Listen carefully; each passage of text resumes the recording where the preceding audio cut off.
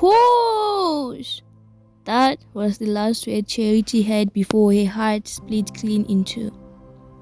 At 15, she never got the chance to hear the first cries of the fruit of her own womb.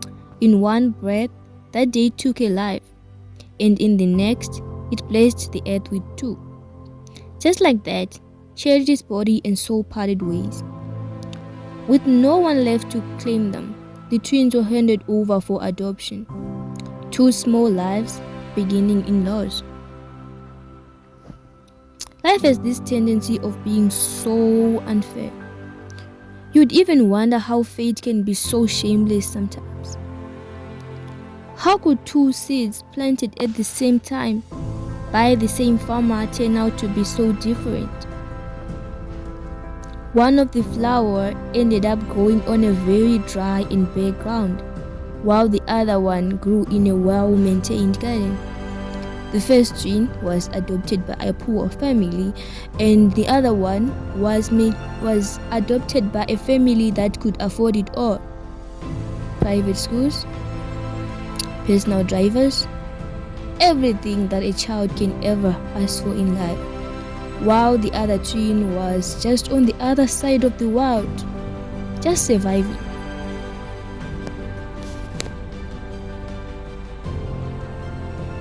On the Masaka mansion stairs descends an angel-like creature. It's just Shamiso, a 23-year-old young lady with a mesmerizing body figure. "Daddy!" She runs to hug Mr. Masaka, who is drinking coffee on the couch in the lounge. "When did you come back, Daddy? I thought you were only coming back next week when your business trip was over. So, how was the UK, Father?" She finally pauses and inhaled deeply. Mr. Masaka smiled at her, and after what felt like an eternity, he finally replied, with each word carefully chosen. "Hello to you too, Advocate Masaka Shamiso, my child. How can I miss my only daughter's first day at the firm? So tell me, dear, are you ready for your first day at work?" They both looked at each other and smiled.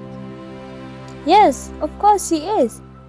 They both looked up to see Mrs. Masaka, who was standing on the inner balcony of the pajama room looking down to the lounge. She is wearing a very serious face, almost as if she's disgusted by what she is looking at. And along with that face goes a black suit that was wearing her. She finally smiled and started descending down the stairs saying, "She is Advocate DM's daughter. She has no choice but to always be ready." Shamiso's smile slowly fades away as her eyes follows each and every one of her mother's footsteps. "Good morning, Mother." She looks down almost as if she's infuriated by her mother's presence.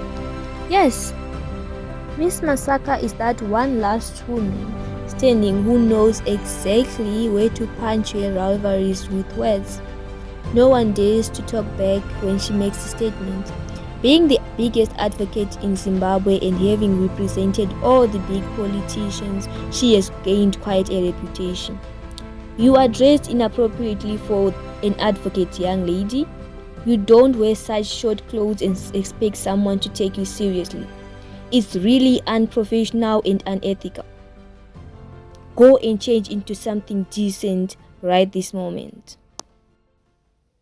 She makes sure that her stare is enough to make Shamiso listen to her words without any objection.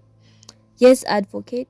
Shamiso ran upstairs, clearly more scared of her mother than her respect for her. "You need to go easy on the young lady sometimes, Mama," said Mr. Masaka, looking very concerned by the way his wife treated their daughter. "Baba, munoda agofanana here nehanzvadzi yake iye yamakajaiza. Tarisai kwazvazomsvitsa. Now he will just be chasing girls around the township. And haana kana class 40. She's infuriated. My teacher owner, do you seriously want to punish Shamiso for teacher's crime? For heaven's sake, you have already done enough damage to the girl's future." Honestly, the girl clearly never wanted to be a lawyer but a doctor instead. but you kept on forcing your decisions on her. We are not going to be talking about this today, Daddy. It's Shamiso's first day at work today and we can't be late. She looks at her wristwatch impatiently with an urgent energy as if the world would stop. Shamiso came down, now dressed in what her mother defines as appropriate. A black dress slightly below the knees and long heels that instantly made her look like the younger version of her mother. Mrs. Masaka drives her Mercedes-Benz S-Class to her firm that's located in the heart of Zimbabwe, the CBD, Harare. Shamiso drives her Audi 3 following her mother. A future already planned, Masaka advocates. Shamiso steps in with a legacy already built for her, ready to tackle the world. On the other side of Samora in Chitungwiza, morning arrives like a drum. Taxis groaning, radio speaking, and the sunlight breaking between the buildings that lean into each other for warmth. In one small house with chipped paint and curtains that have seen way too many washes, Amara is already moving. She's 23, dark and beautiful, with law books on her shelf and fire in her chest. She grew up poor but rich in love.